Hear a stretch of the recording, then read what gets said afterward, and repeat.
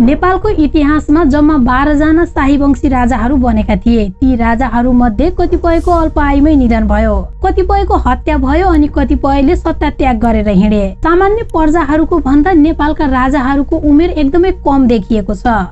नेपालकै इतिहासमा को राजा बने, तिनीहरूको शासन अवधि कति वर्षको थियो र तिनीहरूको मृत्यु कसरी भयो भन्ने बारेमा आज हामी यस भिडियोमा चर्चा गर्नेछौँ। आउनुस् अब सुरु गरौँ। आधुनिक नेपालका पहिलो राजा तर गोर्खा राज्यको अन्तिम राजा पृथ्वीनारायण शाह। विक्रम सम्वत 1778 पुस 27 गते जन्मिएका पृथ्वीनारायण शाह विक्रम सम्वत 1779 चैत 25 गते नेपालको पहिलो राजा बनेका थिए। राजा भएपछि नेपाल एकीकरण गर्न थालेका पृथ्वीनारायण शाहले 1825 मा कान्तिपुरमाथि विजय प्राप्त गरेपछि उनलाई नेपालको राजा भनेर चिनियो। म नेपाल एकीकरण गर्छु भनी हिँड्या मान्छे। 20 वर्षको उमेरमै राजा बनेर 32 वर्ष शासन गरेपछि विक्रम सम्वत 1831 माघ 1 गते यिनको मृत्यु भयो। यिनी पनि जम्मा 52 वर्ष मात्रै बाँचे। यिनको मृत्युबारे अलग अलग इतिहासकारहरूको अलग अलग भनाइ छ। केही इतिहासकारहरूले बाघको शिकार गर्न जाँदा यिनको मृत्यु भएको भनेका छन् भने केही इतिहासकारहरूले ठेउला र उकुस आएका कारणले यिनको मृत्यु भएको भनेका छन्। पृथ्वीनारायण शाहको मृत्युपछि उनका छोरा प्रताप सिंह नेपालको दोस्रो शाहवंशी राजा बने। प्रताप सिंह शाहको जन्म विक्रम सम्वत 1808 वैशाख 5 गते भएको थियो। प्रताप सिंह राजा बनेपछि पनि नेपालको एकीकरण यथावत नै रहेको थियो। नेपालसँग तिब्बतको व्यापारिक सम्बन्ध यिनको पालामा एकदमै राम्ररी सुधार भएको थियो भन्ने गरेको पनि पाइन्छ। प्रताप सिंह शाहले गद्दी ताकेको आरोपमा आफ्नै भाइ बहादुर शाह र आफ्नै काका दलमर्दन शाहलाई नजरबन्दमा राखेका थिए। यसलाई उनको ठूलो गल्ती भन्ने गरिन्छ।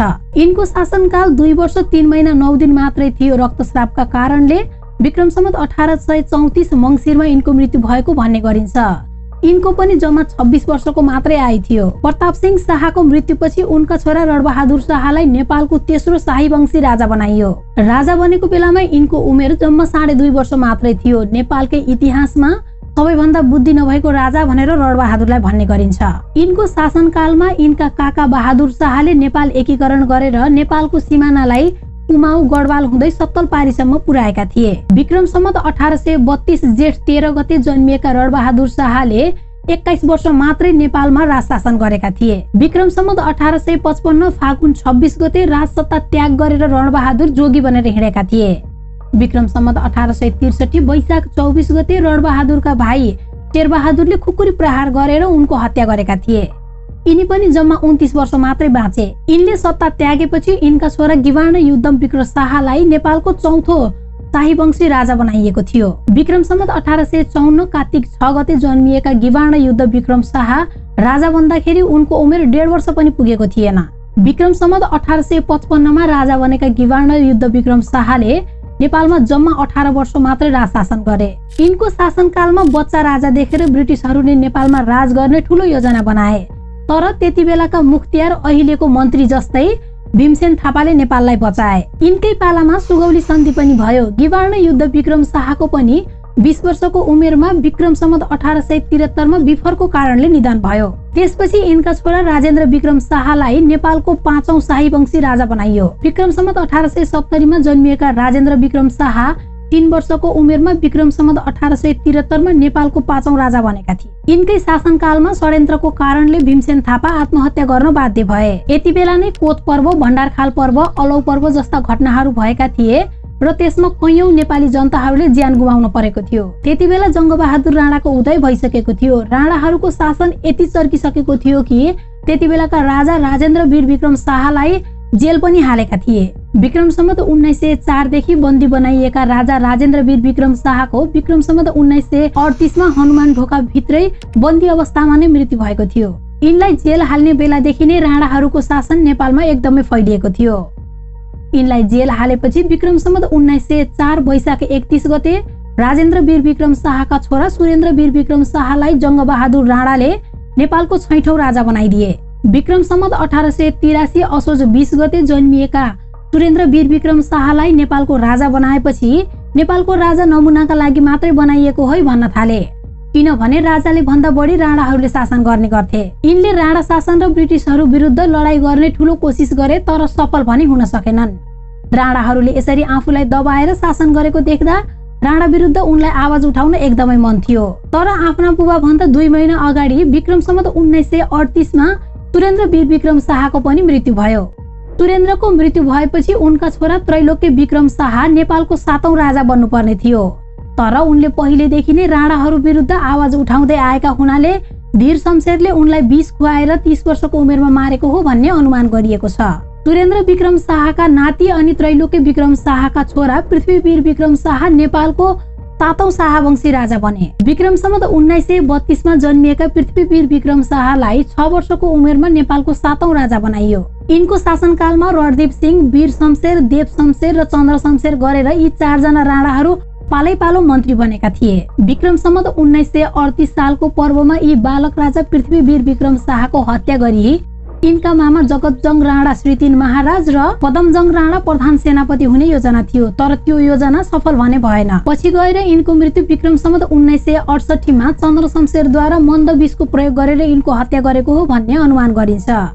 यिनी पनि 36 वर्ष मात्रै बाँचे। पृथ्वीवीर विक्रम शाहको मृत्युपछि यिनका छोरा त्रिभुवन वीर विक्रम शाहलाई नेपालको शाहीवंशी राजा बनाइयो। विक्रम सम्वत 1963 असार 17 गते जन्मिएका त्रिभुवन वीर विक्रम शाहलाई विक्रम सम्वत 1968 मङ्सिर 6 गते नेपालको 8औं शाहीवंशी राजा बनाइयो।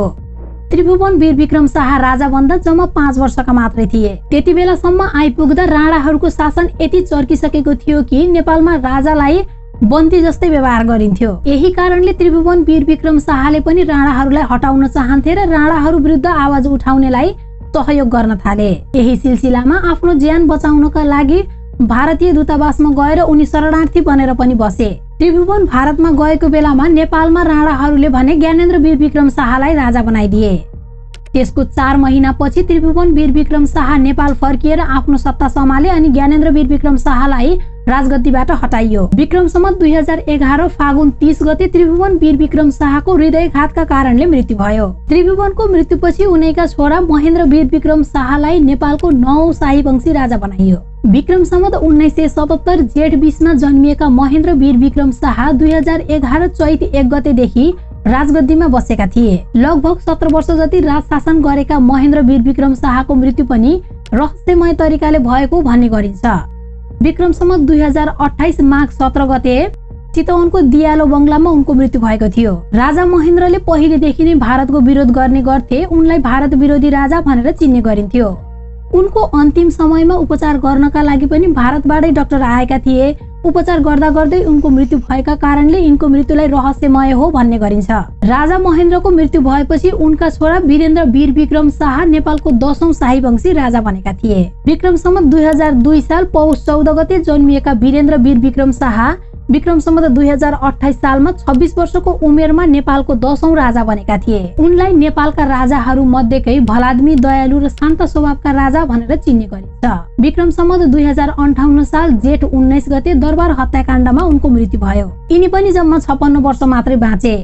दरबार हत्याकाण्डमा घाइते भएका यिनका छोरा दिपेन्द्र वीर विक्रम शाहलाई नेपालको 11औं राजा भनेर घोषणा गरियो। तर दिपेन्द्र वीर विक्रम शाहलाई थाहा पनि भएन कि आफू कति बेला राजा भए भनेर, किनकि उनी दरबार हत्याकाण्डमा घाइते भएर अस्पतालमा बसेका थिए। त्यसको 2 दिनपछि नै उनको मृत्यु भयो। आफू राजा भएको थाहा नपाउने राजा भनेर दिपेन्द्र वीर विक्रम शाहलाई चिन्ने गरिन्छ। यिनको आयु पनि जम्मा 29 वर्षको मात्रै थियो। नेपालका 12औं अनि शाहीवंशीका अन्तिम राजा हुन् ज्ञानेन्द्र वीर विक्रम शाह। नेपालको इतिहासमा 2 पटक राजा भएका ज्ञानेन्द्र वीर विक्रम शाह राजा भएको केही वर्षपछि नै राजतन्त्र हरायो। राजा ज्ञानेन्द्रकै पालामा विक्रम सम्वत 2062-63 मा माओवादीले ठूलो आन्दोलन गरेको थियो। त्यस जनआन्दोलनमा लाखौं नेपाली जनताहरूले ज्यान गुमाउनु परेको थियो। विक्रम सम्वत 2065 जेठ 15 गते राजा ज्ञानेन्द्रले जनताको हातमा सत्ता जिम्मा लगाएर राजदरबारबाट बाहिरिए। अहिले पनि उनी साधारण जनता जसरी नै बसिरहेका छन्।